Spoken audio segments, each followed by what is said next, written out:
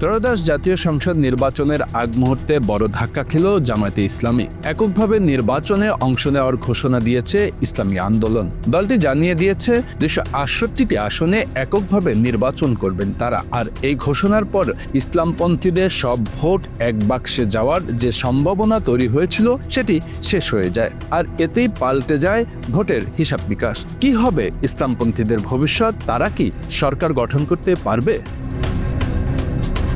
ত্রয়োদশ জাতীয় সংসদ নির্বাচন যতই ঘনিয়ে আসছে ততই জটিল হচ্ছে জোটের অঙ্ক। কয়েক সপ্তাহ আগেও বিএনপির সঙ্গে মিত্র দলগুলোর আসন ভাগাভাগি নিয়ে তীব্র টানাপোড়েন চলছিল। দর কষাকষিতে সুবিধা করতে না পেরে এনসিপি সহ কয়েকটি দল জামায়াতে ভিড়েছে। কেউ কেউ আবার আলাদা জোট কিংবা এককভাবে নির্বাচনে যাওয়ার ঘোষণাও দিয়েছে।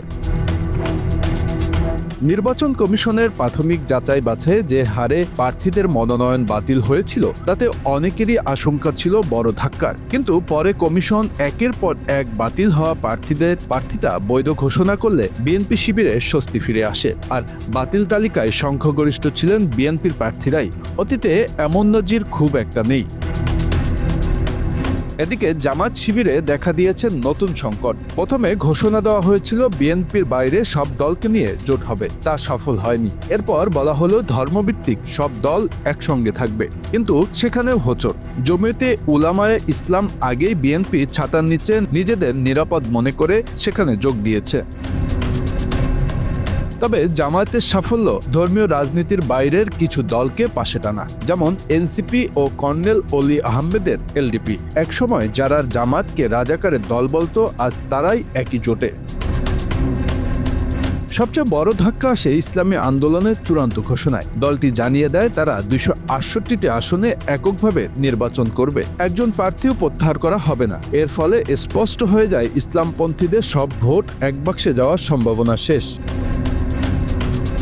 চরমোনাই পীরের অনুসারীদের প্রতিটি আসনে নির্দিষ্ট ভোট আছে, তা জয়ের জন্য যথেষ্ট না হলেও জয় পরাজয়ের নির্ধারণে বড় ফ্যাক্টর, এমনটাই মনে করছেন বিশ্লেষকরা। এই পরিস্থিতিতে অনেকেই মনে করিয়ে দিচ্ছে 1991 সালের নির্বাচনের কথা। তখন আওয়ামী লীগ জোট রাজনীতিতে অহংকার ও অব্যবস্থাপনার কারণে বড় মূল্য দিয়েছিল। শক্তিশালী দল হয়েও নড়বড়ে জোটে তাদের পরাজয়ের অন্যতম কারণ হয়েছিল। এবারের বাস্তবতা ভিন্ন। আওয়ামী লীগ নিষিদ্ধ, জাতীয় পার্টি বিভক্ত ও দুর্বল। ফলে মূল লড়াইতে হবে বিএনপি ও তাদের মিত্র বনাম তাদেরই এক সময়ের মিত্র জামায়াতের নেতৃত্বাধীন 10 দলীয় জোটের সঙ্গে। কিন্তু এই নতুন রাজনৈতিক মেরুকরণে যে দলই মনে করুক জয় নিশ্চিত, সে আত্মতুষ্টি হতে পারে সবচেয়ে বড় বিপদ। এনসিপি একদিকে জাতীয় পার্টির প্রার্থিতা বাতিল চেয়ে নির্বাচন কমিশনে স্মারকলিপি দিয়েছে, অন্যদিকে তাদের জোট আছে এমন দল যারা 24-এর বিতর্কিত নির্বাচনে অংশ নিয়েছিল। তাদের ভবিষ্যতে মূল্যায়নের আশ্বাস দেওয়া হয়েছে, এনসিপি সেটাও মেনে নিয়েছে।